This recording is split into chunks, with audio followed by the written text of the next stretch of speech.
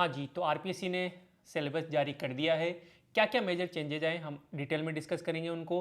आपको अप्रोच कैसी रखनी है, कनेक्ट आपको कैसे हेल्प कर सकता है उस अप्रोच को रखने में, क्या इंपैक्ट पड़ेगा इस सिलेबस चेंज से, ये सारी चीज़ें हम डिटेल में डिस्कस करेंगे। ठीक है, तो आगे चलते अपन।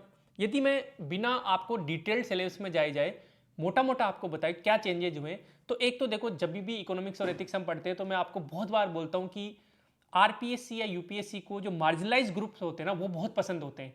अब मार्जिनलाइज ग्रुप कौन कौन से होते हैं? जैसे विमेन हो गए, जो पुअर लोग हो गए, जो गरीब लोग हो गए, अनएम्प्लॉयड यूथ हो गया, है ना। इंडस्ट्री में मार्जिनलाइज कौन है? एमएसएमई हो गया। तो इनको अब एक्सप्लिसिटली मेंशन किया है। ऐसा नहीं कि पहले इन पे सवाल नहीं पूछते थे, सवाल पूछते थे, लेकिन अब एक्सप्लिसिटली सिलेबस में मेंशन किया है एमएसएमई और इसकी पॉलिसी बताओ आप। विमेन अलग अलग जगह जोड़ दी गई, इकोनॉमिक्स में जोड़ दी गई, सोशियोलॉजी में जोड़ दी गई, उनके जो इश्यूज है।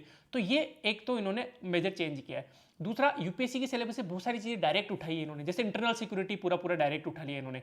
अब ऐसा नहीं था कि पहले नहीं पढ़ाया जाता था या पहले नहीं पढ़ना होता था, पढ़ना होता था, लेकिन अब थोड़ा डिटेल में और थोड़ा एनालिसिस टाइप से में पढ़ना पड़ेगा। सॉरी, ठीक है। उसके बाद में कंटेम्प्रेरी इश्यूज बहुत बहुत इंपॉर्टेंट हो गए। यदि आप और आपके टीचर यदि कंटेम्प्रेरी इश्यूज से वाकिफ नहीं है, वेल वर्स नहीं है, तो फिर आपको वो मदद नहीं कर सकते आरएस मेंस क्लियर करने में। अभी अपन आरएस मेंस का पूरा कर रहे हैं, प्री का अपन अलग से सेपरेट वीडियो लाएंगे। जैसे कंटेम्प्रेरी इश्यूज में देखो, आप देख रहे होंगे इस पे स्क्रीन पे कि क्लाइमेट बहुत जगह ऐड कर दिए गए स्पेसिफिक तरीके से। जुडिशरी में जो नए चेंजेज आ रहे हैं, एआई का एप्लीकेशन पॉलिटी में सोचो आप, मतलब चलो टेक्नोलॉजी वगैरह में तो समझ में आता है, लेकिन पॉलिटी में भी एआई कैसे का एप्लीकेशन हो रहा है वो अपन देखेंगे अच्छे से सिलेबस में। कॉन्स्टिट्यूशन में क्या क्या बदलाव आ रहे हैं, जो कॉन्स्टिट्यूशन की दो थ्योरी होती है ना, एक स्टैटिक और एक डायनामिक कॉन्स्टिट्यूशन, तो डायनामिक कॉन्स्टिट्यूशन पे बात हो रही है, चेंजेस जो आ रहे हैं उस पर बात हो रही है। आईआर में भी बहुत सारी ऐसी चीजें ऐड कर दी गई है, जैसे अभी जो साउथ साउथ कोऑपरेशन है, दक्षिणा, वो ऐड कर दिया गया है, ओकस ऐड कर दिया गया है, I2E2, और ये एक्सप्लिसिटली ऐड कर दिया गया है। जो आउटडेटेड हो गया, जैसे नाम अब आउटडेटेड हो गया तो उसको हटा दिया गया है। तो मतलब आरपीएससी ने सिलेबस इस तरीके से अपडेट किया है कि दुनिया किधर जा रही है, अभी भारत की स्ट्रैटेजी क्या है अभी, उस तरीके से ना। साइबर क्राइम बहुत बड़ा इश्यू है, आप पता है, मोटा मोटा मैं बताऊं ना कि करंट का रोल बहुत भयंकर बढ़ने वाला है आरएस मेंस के अंदर। मतलब आपको डेली न्यूज़पेपर या तो खुद से पढ़ना पड़ेगा, या फिर एक ऐसे टीचर से डेली न्यूज़पेपर पढ़ना पड़ेगा जो मेंस ओरिएंटेड पढ़ा रहा हो। प्री का तो चलो बहुत सारे पढ़ा रहे हैं, कोई सूजस पढ़ा रहे, कोई क्या पढ़ा रहे, उससे पार नहीं पढ़ने वाली आपकी। आपको एनालिसिस करना या तो खुद से सीखना पड़ेगा या किसी से सीखना पड़ेगा, सीधी सी बात ये है। ठीक है, बीएनएस और बीएनएसएस, अब देखो लॉ में पहले थ्योरीज होती थी अलग अलग, है ना, लेकिन अब वो हटा दी गई। सिंपल सिंपल 4-5 लॉ, जो पहले वाले लॉ तो रखे आरटीआई वगैरह और जो भी पॉक्सो वगैरह है, लेकिन बीएनएस और बीएनएसएस में अब अभी जैसे मैं सिलेबस के चेंजेस देख रहा था ना, तो मुझे पूरा पूरा इंटरव्यू जो पैनल है ना, वो इंटरव्यू रूम याद आ रहा था। क्यों? क्योंकि जितनी भी नई चीजें, जितनी भी नई टर्म्स ऐड की गई ना, और आप अपने सीनियर से पूछ लेना जो इस बार इंटरव्यू दे रहे हैं, पूरा वो यही पढ़ रहे हैं इस टाइम इंटरव्यू के, क्योंकि डेली न्यूज़पेपर वो पढ़ते हैं। तो जैसे मैं जब पैनल में होता हूं तो यूजुअली मैं पूछ लेता हूं कि भाई एआई और एमएल में क्या डिफरेंस है। तो इस बार एमएल स्पेसिफिक टर्म्स ऐड कर दी गई है, पहले सिर्फ एआई था। ऑगमेंटेड रियलिटी और वर्चुअल रियलिटी में क्या डिफरेंस है, पहले ऑगमेंटेड था, वर्चुअल नहीं था, तो अब वर्चुअल रियलिटी उसमें ऐड कर दिया गया स्पेसिफिकली। साइबर सिक्योरिटी पे हम बहुत सारे क्वेश्चंस पूछते हैं इंटरव्यू पैनल में। क्यों? क्योंकि हमें पता लगाना है कि सामने वाला कैंडिडेट अपडेटेड है या नहीं है, सामने वाला कैंडिडेट अच्छा, साइबर सिक्योरिटी में भी हम ऐसे नहीं पूछते, हम पूछते हैं भाई साइबर सिक्योरिटी में राजस्थान में क्या प्रॉब्लम्स हो रही है, क्या स्पेसिफिक प्रॉब्लम्स है, तो राजस्थान में साइबर सिक्योरिटी सिलेबस में ऐड हुई, तो इस समझ रहे हो। तो contemporary issues in India and both Rajasthan, ये आपको करना ही पड़ेगा, चाहे इंडियन एक्सप्रेस के आप आर्टिकल्स पढ़ो, चाहे आपका कोई मेंस स्पेसिफिक मैगजीन पढ़ो, कुछ भी पढ़ो, लेकिन आपको ये करना ही पड़ेगा। और एनालिसिस आपको डेवलप करना पड़ेगा, उसके इंप्लीकेशंस क्या है, प्रभाव क्या है किसी भी चीज़ के, है ना। ब्रॉड कर दी गई ये चीज़ें। अब जैसे पहले हमारे आप रट के चले जाते थे, लेकिन नहीं, अभी क्या हो गया कि application of physics in medical instruments, medical devices, अब इतना ब्रॉड है। मेडिकल डिवाइसेज सिर्फ एक एमआरआई नहीं है, बहुत सारे मेडिकल डिवाइसेज होते हैं। तो आपको मोटा मोटा एक पेरीफेरी में मोटा मोटा जूम आउट करके देखना पड़ेगा कि फिजिक्स का क्या रोल हो सकता है। जैसे कोई फिजिक्स से पीजीओ आता है, तो एज इंटरव्यू पैनलिस्ट हम पूछते हैं कि भाई दैनिक जीवन में क्या प्रयोग है भाई फिजिक्स का, या मेडिकल साइंस में क्या प्रयोग है फिजिक्स का, तो वो फिर सोचेगा वहीं बैठ के। ठीक वैसे ही आपको मेंस आंसर राइटिंग में भी सोचना आना चाहिए। और सिलेबस में तो अपन कवर करेंगे ही जब हम पढ़ेंगे, तो ठीक है। अब देखो, वर्क मैनेजमेंट और एचआर थ्योरी, जैसे मैंने बोला ना कि पबेड में पुलिस एडमिनिस्ट्रेशन ऐड कर दिया गया है। क्यों? क्योंकि पहले तो आप रटते थे, हायरार्की रटते थे कि भाई एसपी होता है, उसके नीचे ये होता है, कमिश्नरेट सिस्टम ये होता है, लेकिन अब पुलिस एडमिनिस्ट्रेशन कैसे काम करता है वो आपको अभी से ही सिखाया जा रहा है। तो एप्लीकेशन बेस्ड चीज़ें, कंटेम्प्रेरी चीज़ें ऐड कर दी गई है सिलेबस में। ऐसे घबराने की बात नहीं है, पता है अब मजेदार सिलेबस हो गया है। अब वही टीचर या वही बच्चे सर्वाइव करेंगे जो सच में इंटरेस्टेड है चीजों को लेके। ऐसा नहीं कि भाई मैं आ रहा हूं भाई पीपीटी बना के तैयार रखना, किसी से पीपीटी बनवा दी, आके बोर्ड पे बग दिया भाई स्वच्छ सर्वेक्षण रैंकिंग में कोटा की कितनी रैंक आई, फर्स्ट आई, कितनी रैंक आई, फर्स्ट आई, कितनी रैंक आई, फर्स्ट आई। ये नहीं चलने वाला। पहले मैं यूजुअली ऐसे बोलता था कि आप रट के प्री पास कर लोगे लेकिन मेंस कभी पास नहीं कर पाओगे, लेकिन अब मैं बोल रहा हूं कि भाई प्री भी टफ होने वाला है, प्री भी थोड़ा एनालिटिकल या कंसेप्चुअल आ रहा है, मल्टीपल चॉइस क्वेश्चंस उसमें आ रहे हैं, इसीलिए 70 कट ऑफ जा रही है यहाँ पे, ठीक है। तो ये ध्यान रखना। अप्लाइड एंड इमर्जिंग टेक्नोलॉजी, चाहे वो साइबर सिक्योरिटी वाली बात हो, चाहे एआई वाली बात हो, वो सारी चीजें जो अप्लाइड टेक्नोलॉजी आपको आनी पता होनी चाहिए, ठीक है। एआई हर जगह घुसाया इन्होंने, बहुत जगह एआई का उपयोग घुसाया। अभी जैसे अपन सिलेबस देखेंगे तो पता लगेगा अपना। एनालिसिस की मैंने बात ही बोल दी कि हर टॉपिक में आपको सोचना पड़ेगा कि अब जैसे नया टर्म ऐड करके आप घबरा जाते हो।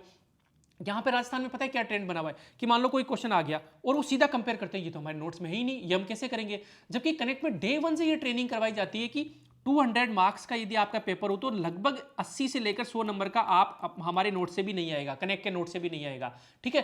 क्यों? क्योंकि सोचना आपको सीखना पड़ेगा। यहाँ पे सोचना सीखोगे तभी आप आरपीसी में जाके सोचना सीखोगे। और सच में हमें ऐसे ही ऑफिसर चाहिए यार। किताबों का रट्टा मार के यदि वहाँ पे रिप्रोड्यूस आप कर देते हो तो हमें ऐसे ऑफिसर चाहिए भी नहीं राजस्थान में, ठीक है। तो ये बहुत अच्छा बदलाव है। ब्रॉड और देखो ब्रॉड हो गया सिलेबस, स्पेसिफिक नेम्स जैसे एमआरआई रिमूव कर दिया गया।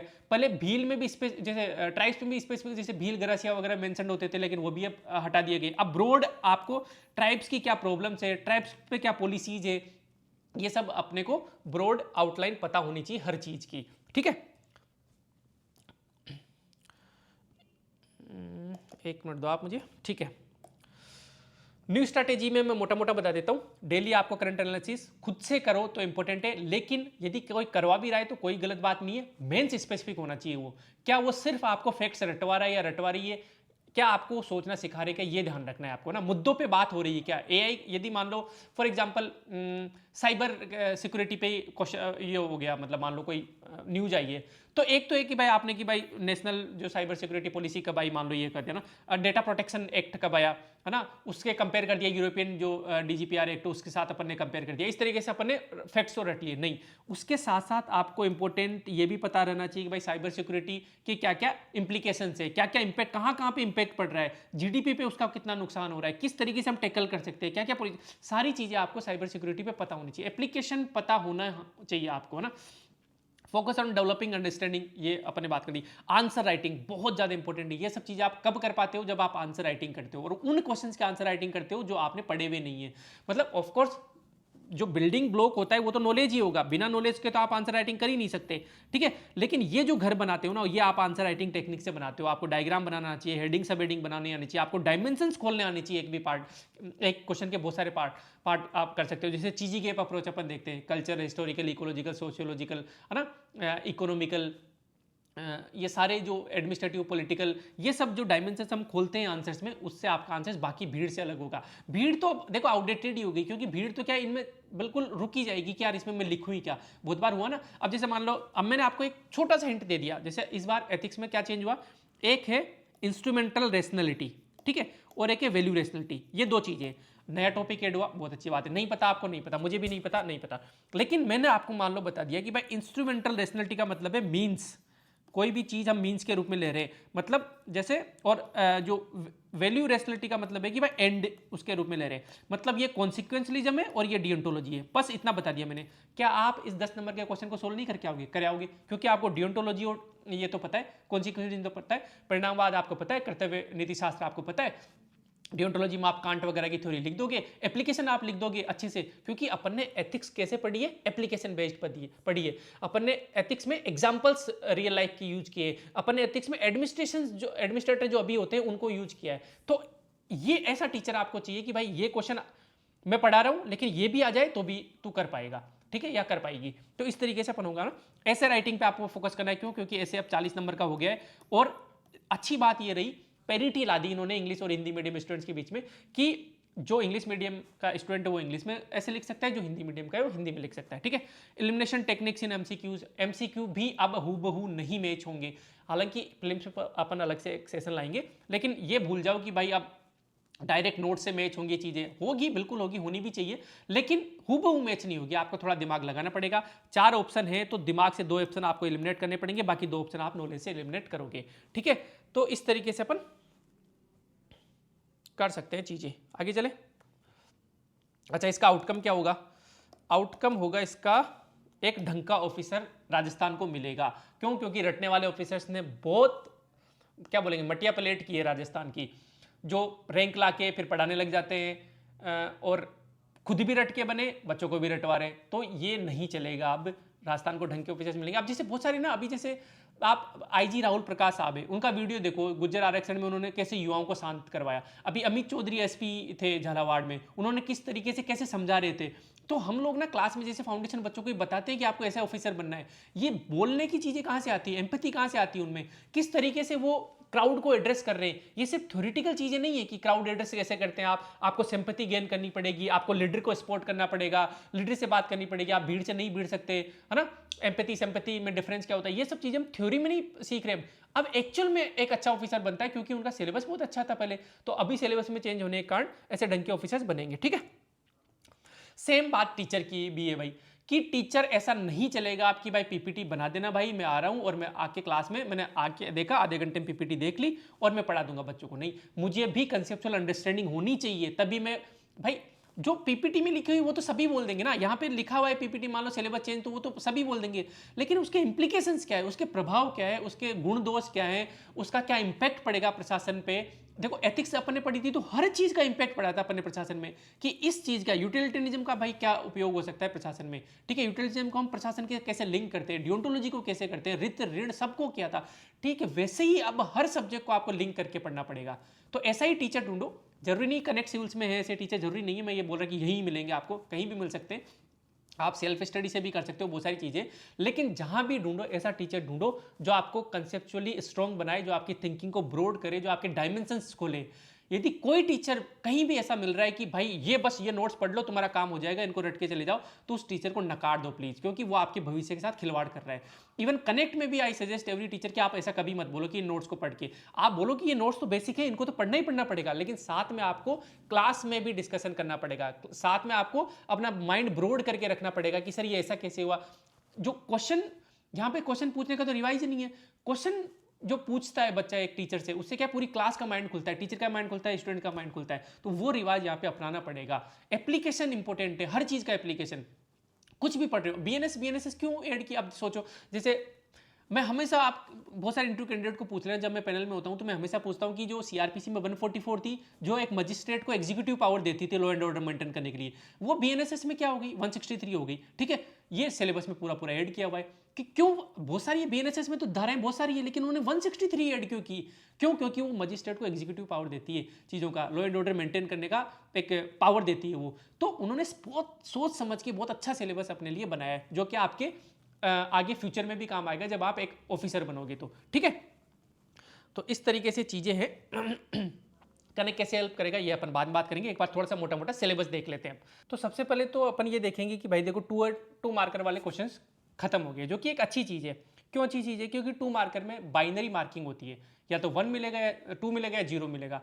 और 2 साल से देखो आंसर राइटिंग के अपन सेशन ला रहे हैं, उसमें हमेशा ये बोलते हैं कि 2 मार्कर यदि नहीं आते तो आप छोड़ के आ जाओ, कुछ भी मत लिखो उसमें, क्योंकि फायदा नहीं है, आपका टाइम और एनर्जी दोनों जाती है, उसे मतलब नहीं है। हाँ, 5 और 10 मार्कर को कभी नहीं छोड़ना। तो अभी सारे क्वेश्चन 5 और 10 मार्कर हो गए, तो मोटा मोटा ये आप ध्यान में रख लो कि पेपर पूरा अटेम्प्ट करके आना है, क्योंकि 5 मार्कर में आपको 0.25 मार्क्स भी मिल रहे हैं, 10 मार्कर में आपको 0.5 मार्क्स भी मिल रहे हैं, थोड़ा सा भी रिलेवेंट लिखने से, तो भी आप आगे रहोगे बाकी जनता से। क्यों? क्योंकि कट ऑफ देखो कितनी कम जा रही है, 0.25 0.5 मिल के बहुत ज़्यादा मार्क्स बन जाते हैं। तो ये एक तो मोटा मोटा चेंज हुआ है। उसके अलावा जो sports yoga as a subject खत्म कर दिया, उसको करंट में इंक्लूड कर दिया गया, जो कि अच्छी चीज़ है, क्योंकि स्पोर्ट्स योगा में जो रटने वाली चीज़ है वो रेलिवेंट भी नहीं थी, ठीक है। अब आते हैं अपन मेंस के सिलेबस में। जैसा कि अभी अपन ने डिस्कस किया था कि मोटा मोटा यदि मैं ट्रेंड बताऊं आपको, तो अगेन मैं रिपीट कर देता हूं। फर्स्ट चीज, ब्रॉड कंसेप्ट अब हो गए हैं। जैसे पहले एमआरआई था, तो अब एमआरआई को क्या कर दिया इन्होंने कि फिजिक्स का एप्लीकेशन क्या होगा मेडिकल डायग्नोस्टिक्स में। तो एमआरआई के अलावा और भी बाकी चीज़ आपको थोड़ा थोड़ा पता होना चाहिए, पहली चीज़ हो गई।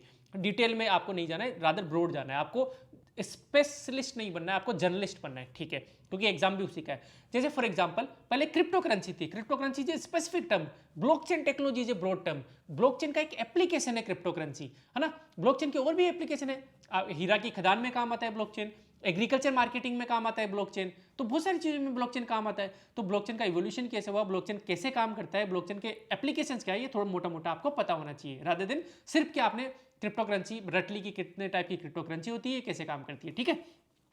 तो ये उसके अलावा जैसे पॉलिसी इंप्लीकेशंस आप पूछ रहे हैं कि भाई एमएसएमई के क्या क्या पॉलिसीज है, उनके इंप्लीकेशंस क्या क्या है। ब्रिटिशर्स आए तो रटने की जगह आपके ब्रिटिशर्स के पॉलिसीज के क्या इंपैक्ट पड़े इंडिया पे, पॉजिटिव और नेगेटिव दोनों, बहुत सारी पॉलिसीज होती है। उन्होंने एजुकेशन पॉलिसी वो लाए, ठीक है, वर्नाकुलर एक्ट वो लाए, प्रेस पे उन्होंने बहुत सारी की, सती प्रथा पे उन्होंने रोक लगाई, जितनी भी पॉलिसीज थी उनका इंडिया पे क्या इंपैक्ट पड़ा ये अपने को देखना है, ठीक है। लिटरेरी वर्क इन्होंने राजस्थान हिस्ट्री में ऐड कर दिया, एक मिनट, ठीक है। फोक स्टोरीज इन फोकलोर्स, यहाँ पे तो भाई देखो राजवीर सर सीधे सीधे जीत गए, क्योंकि राजवीर सर को एक्चुअली काफ़ी पढ़े हुए ना हिस्ट्री, तो उनको स्टोरीज वगैरह काफ़ी पता है चीज़ों की, तो यहाँ पे तो बढ़िया चीज़ हो गई उनके लिए, तो ठीक है। उसके अलावा इंटेलेक्ट, अब मैं आगे एक मिनट, ये क्या है, मैं अभी थोड़ा तैयारी कर रहा था ना इसकी, तो ये मैंने, ठीक है, इसमें और क्या ऐड हुआ, British policy and their impact अपन ने पढ़ लिया, ठीक है। अब देखो पोस्ट इंडिपेंडेंस इंडिया की हम बात करें तो उसमें development of science and technology, Modi ji बार बार पूछते रहते नेहरू जी ने क्या किया, नेहरू जी ने क्या किया, तो आरपीसी ने बोला कि बच्चों को पढ़ा हुआ है नेहरू जी ने क्या क्या किया, तो सिर्फ नेहरू जी नहीं, उसके अलावा बहुत सारे प्राइम मिनिस्टर्स आए अब तक, जो पोस्ट इंडिपेंडेंस इंडिया तो अब तक अपन पढ़ेंगे, तो क्या क्या डेवलपमेंट्स हुए साइंस एंड टेक्नोलॉजी में, ठीक है। उसके अलावा महिलाओं के एम्पावरमेंट के लिए कौन कौन सी पॉलिसीज आई, कौन कौन सी स्कीम्स आई, उनको कहाँ कहाँ पे काम दिया गया, उन्होंने कौन कौन से मेजर रोल्स निभाए, है ना, महिलाओं के लिए कौन कौन से मेजर रिफॉर्म मूवमेंट आए, ये सब भी अपने को पढ़ने पोस्ट इंडिपेंडेंट के, ठीक है। मॉडर्न वर्ल्ड में, वर्ल्ड हिस्ट्री में अपन देखें, हाँ ठीक है, एक बार आवाज़ चली गई थी तो मैं दोबारा चेक कर रहा हूँ, ठीक है। मॉडर्न वर्ल्ड में यदि हम देखें तो पहले सिर्फ 1950 तक था, लेकिन अब 1991 कर दिया गया। ऐसा क्यों किया भाई, क्योंकि अभी यूएसए देखो कितना ताकतवर है कि वेनेजुएला के प्रेसिडेंट को उसने उठा लिया। तो जब हम कोल्ड वॉर पढ़ेंगे ना, कोल्ड वॉर अलग से ऐड किया इन्होंने, 1991 तक ऐड किया, क्योंकि यूएसए और यूएसएसआर की लड़ाई चल रही थी, यूएसए से जीत गया, यूएसएसआर का डिसइंटीग्रेशन हो गया, तब से लेकर यूएसए आज दिन तक पावरफुल है, सबसे टॉप पे यूएसए ही है, तो इसीलिए तो वेनेजुएला के प्रेसिडेंट को उठा लिया। तो एक ऑफिसर को पता होना चाहिए उसकी हिस्ट्री, जब आप इंटरव्यू देते हो, इंटरव्यू पैनल के सामने होते हो, तो इंटरव्यू पैनल पूछता है कि भाई यूएसए इतना ताकतवर कैसे हुआ, कहाँ से इसका ओरिजिन है ना। इंडस्ट्रियल रिवोल्यूशन से यूके और यूएसए में फाइट होती थी, इंडस्ट्रियल रिवोल्यूशन में, इकोनॉमिक फाइट की बात करें तो फिर यूके लिप्त हो गया इधर कॉलोनाइजेशन में, और वर्ल्ड वॉर में काफ़ी नुकसान हुआ, तो यूएसए ऊपर चला गया, और फिर यूएसए और यूएसआर की लड़ाई हुई, यूएसआर हार गया, कैपिटलिज्म जीत गया, तो कैपिटलिज्म जीत गया तो फिर यूएसए से अभी भी टॉप पे। तो ये सब चीज़ें अपन कोल्ड वॉर की अच्छे से पढ़ेंगे, तो ये अपने को पता होनी चाहिए चीज़ें। रशियन रिवोल्यूशन इसमें ऐड कर दिए। इकोनॉमिक्स में अगेन बहुत सारा प्री का सिलेबस मेंस में ऐड कर दिया है, एचडीआई वगैरह, बहुत सारी चीज़ें, देखो घबराने की बात नहीं है, बहुत सारी चीज़ें जैसे एमएसएमई अपन पढ़ते हैं, पिछली बार भी मैंने कहा था कि भाई 10 नंबर का क्वेश्चन आ सकता है एमएसएमई में, ठीक है, तो आया सीधा सीधा एमएसएमई के अपने टेस्ट सीरीज में भी 10 नंबर का क्वेश्चन था, वहाँ भी 10 नंबर का क्वेश्चन पूछा कि क्या क्या जो एमएसएमई के लिए पॉलिसीज लाई गई है, स्कीम्स लाई गई है। तो अपन पढ़ते तो इन चीज़ों को, लेकिन अब एक्सप्लिसिटली मेंशन कर दिया, क्योंकि वीकर सेक्शन से प्यार है आरपीएससी और यूपीएससी को, है ना। डिमांड सप्लाई जो माइक्रो इकोनॉमिक्स का टॉपिक था वो हटा दिया, जो कि अच्छी बात है। और भी एक दो टॉपिक है ना, जैसे रेगुलेटरी इफेक्टिवनेस ऑफ गवर्नमेंट, जो टॉपिक ना मुझे समझ में आते थे ना आपको समझ में आते थे, वो भी हटा दिया, तो अच्छी बात है वो भी, है ना। मतलब पता ही नहीं था उनका क्या कहना चाहता था उन टॉपिक से, है ना। उसके अलावा रिजर्व बैंक ऑफ इंडिया, ये सब अपन क्या करते हैं, foreign balance of payment, international trade, ये सब हम प्री में पढ़ते हैं, तो वो अपन मेंस में पढ़ लेंगे, कोई इशू नहीं है। प्री और मेंस का इंटीग्रेटेड पढ़ लेंगे, ताकि एक साथ दोनों की तैयारी हो जाए। जैसे एग्रीकल्चर में पढ़ा रहा हूँ, तो प्री की जितनी भी एग्रीकल्चर की पॉलिसीज है वो मैं आपको बता दूंगा, साथ में मैं एग्रीकल्चर के क्या एग्रीकल्चर किधर जा रहा है, एग्रीकल्चर की क्या क्या पॉलिसीज है, एग्रीकल्चर में क्या क्या कमियां हैं, कहाँ कहाँ पे पूरा सप्लाई चेन में क्या क्या दिक्कत है, सीड्स में क्या दिक्कत है, एग्रीकल्चर में फाइनेंस में क्या दिक्कत है, एग्रीकल्चर फाइनेंस और मार्केटिंग अलग से, एपेडा मपेडा सारी चीज़ें हम पढ़ लेंगे इसमें, ठीक है। तो इसमें ज़्यादा प्रॉब्लम नहीं है, वीकर सेक्शन वगैरह पढ़ लेंगे। सस्टेनेबल डेवलपमेंट और ये जो क्लाइमेट वाला इश्यू वो वर्ल्ड इकोनॉमी से हटा के इंडिया और राजस्थान में ऐड कर दिया गया, जो कि अच्छी चीज़ है, ठीक है। जो आउटडेटेड चीज़ें जैसे इसमें खादी एंड विलेज KVIC है वो हटा दिया है इन्होंने, है ना, उधर नाम हटा दिया है, तो जो आउटडेटेड चीज़ें हटा दी और नई चीज़ें जो है ऐड कर दी, जैसे पेट्रोलियम ऑयल रिजर्व ऐड कर दिया, एक्सटर्नली एडेड स्टेट प्रोजेक्ट, ये अपन प्री में यूजुअली पढ़ते तो अपन को मैथ्स में भी अच्छे से पढ़ना पड़ेगा। एमएसएमई राजस्थान में कैसे क्या कर रही है, और ये जो मैंने बोला था ना कि बैकवर्ड जो सेक्शन होता है उसका स्पेशल ध्यान रखती है आरपीएससी और यूपीएससी। सोशियोलॉजी में ये वाला जो टॉपिक है ये तो मैं आपको एथिक्स में पढ़ाई दूंगा, कर्म धर्म पुरुषार्थ आश्रम सिस्टम। बाकी सोशियोलॉजी का मैम पढ़ा देंगे आपको अच्छे से, दीपिका मैम, ठीक है।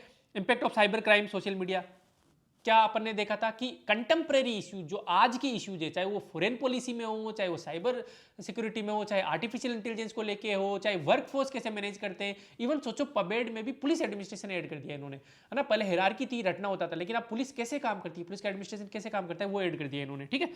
प्रोस्टिट्यूशन अभी इश्यू चल रहा है काफ़ी।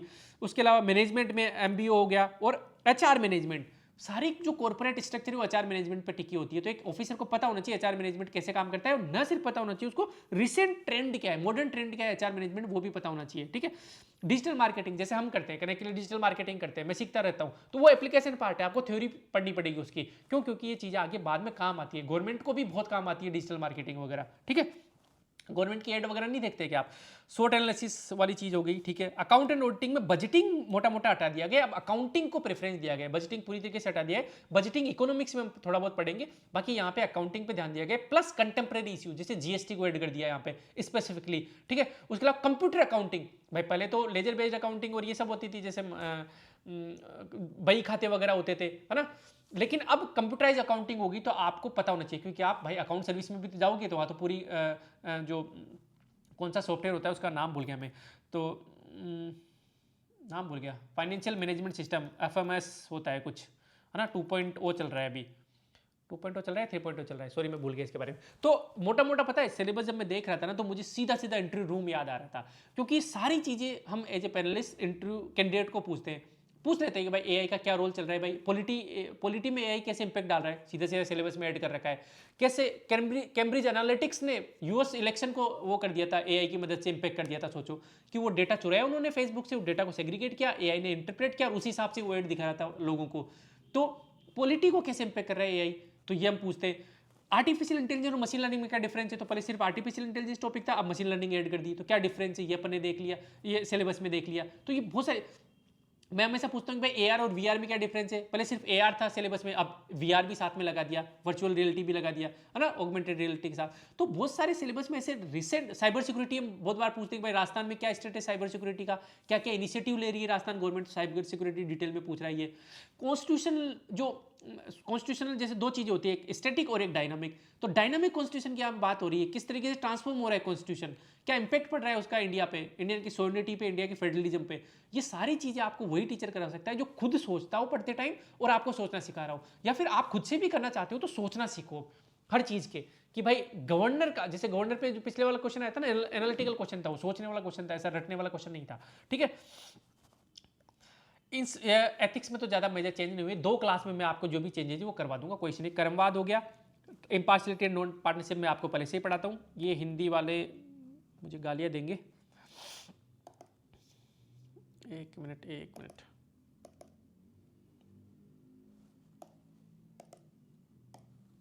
रिकैप्चर कर लिया, ठीक है। तो इसमें हिंदी में जैसे क्या था, किधर गया, निष्पक्षता और असंलिप्तता, तो ये सब मैंने पढ़ाया हुआ है आपको, ठीक है अच्छे से। ये असंलिप्तता का नाम हिंदी में कुछ और बताया होगा, बाकी नॉन पार्टनरशिप और इम्पार्शियलिटी मैंने आपको अच्छे से पढ़ाई हुई है। हाँ, instrumental rationality versus value rationality, अब ये मैंने आपको डियोंटोलॉजी वर्सेज कॉन्सिक्वेंसेस में पढ़ाया हुआ है, वही है ये। तो जब मैं टॉपिक को लूंगा तो आपको समझा दूंगा कि भाई कैसे एक मीन से एक एंड है, एक में सिर्फ सहायक होती है चीजें, मीन्स एज मीन्स हम काम लेते हैं, है ना, एक में एंड पे हम फोकस करते हैं। वो ये मोटा मोटा थ्योरी आपको समझाई हुई है, एप्लीकेशन आपको समझाया हुआ है, इसमें मोटा मोटा अपने को क्या करना है, बस उसका नाम चेंज कर दिया गया तो वो समझना है अपने को।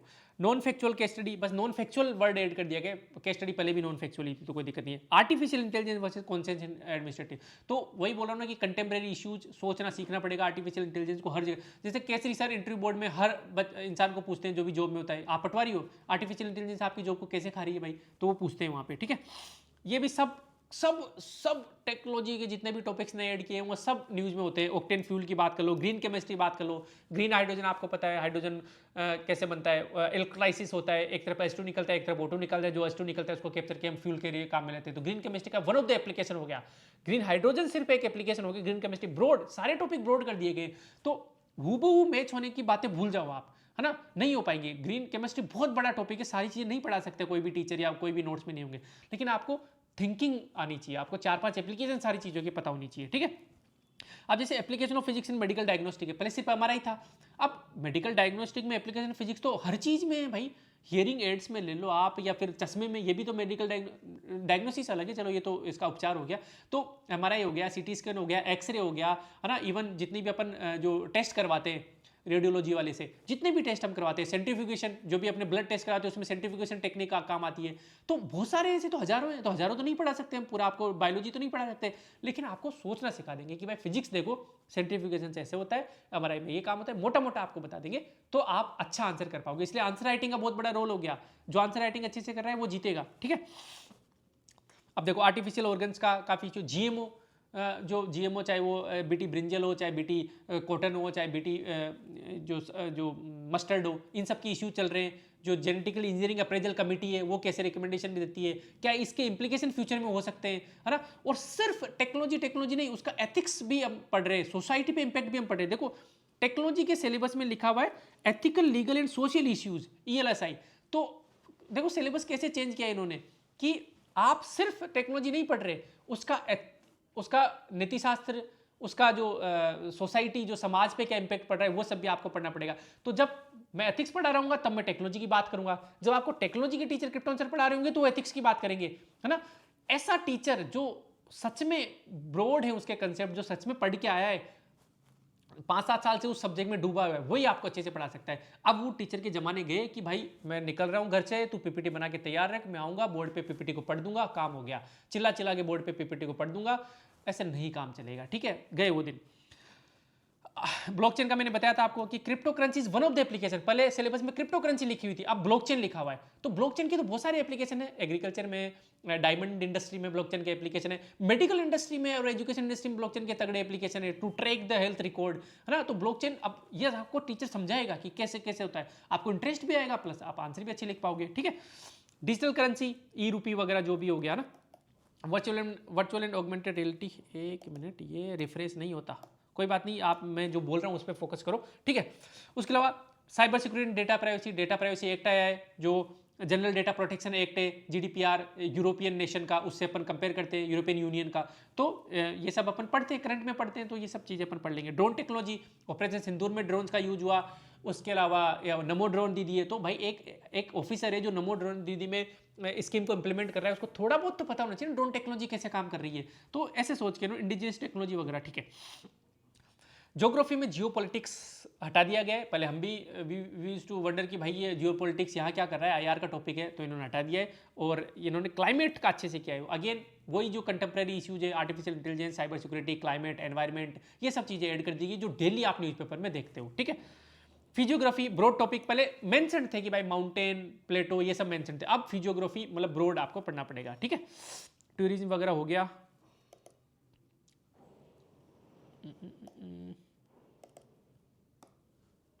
ठीक है, ये थोड़ी स्क्रीन अटक रही है। उसके अलावा पॉलिटी की यदि मैं बात करूं तो देखो पॉलिटी में वर्चुअल कोर्ट्स, ई कोर्ट्स वगैरह की बात हो रही है। पॉलिटी में बात हो रही है कि भाई सुप्रीम कोर्ट के नए जो केसेज हैं उनमें क्या डेवलपमेंट है। भाई पहले हम पढ़ते थे, भाई हमने मिनर्वा मिल केस पढ़ा, केशवानंद भारती केस पढ़ा, सबको पता है, आपको पता है, मुझे पता है, सबको पता है। लेकिन अभी हाल ही में NDA में एंट्री करने के लिए कौन सा केस था भाई, अभी हाल में ट्रिपल तलाक वाला कौन सा केस था, internet as a fundamental right कौन सा केस था, ये सारे जो नए डेवलपमेंट है वो जानना चाहती है RPSC आपसे या UPSC आपसे। क्यों? क्योंकि पता कैसे लगेगा कि आप वेल अवेयर हो जो आपके आसपास चीज़ें चल रही है। महिला अपन सेग्रीगेट करके ही पढ़ेंगे कि महिलाओं के लिए ये केसेस थे, है ना, सोशल इश्यूज पे ये केसेज आए हैं, एजुकेशन पे ये केसेज आए हैं, ठीक है। तो ये सब अपने को पढ़ना पड़ेगा। इवन AI का कैसे यूज कर रहा है सुप्रीम कोर्ट केसेज को निपटाने के लिए, वो भी अपन पढ़ेंगे। उसके अलावा socio political एम्प्लीकेशन of artificial intelligence, सोचो पॉलिटी में आर्टिफिशियल इंटेलिजेंस कैसे काम आ रही है वो सिलेबस में डाल दिया। तो सिलेबस नहीं है, मैं बता रहा हूँ ना, काफी ब्रॉड चीजें, इसको मतलब वैसे आप आपका माथा खराब मत करना आपकी यार ये क्या है भाई socio political implication artificial intelligence के, कुछ नहीं, एप्लीकेशन पूछ रहा है, कैम्ब्रिज एनालिटिक्स ने जैसे यूज किया वैसे कैसे कैसे क्या क्या यूज हो रहा है, ये अपने को खोज के निकालनी पड़ेगी करंट इश्यूज से। मतलब बहुत सारे जो टीचर्स है, बहुत सारी कोचिंग इंडस्ट्रीज को लगेगा कि यार ये पूछ कहाँ से रहा है, ये कहाँ से ढूंढूं, बट ये अखबारों में आर्टिकल्स में छिपे होंगे और स्टैंडर्ड जो बुक्स है कुछ कुछ में मिल जाएंगे अपने को, कोई इश्यू नहीं है, अपन कर लेंगे ये चीज़, है ना।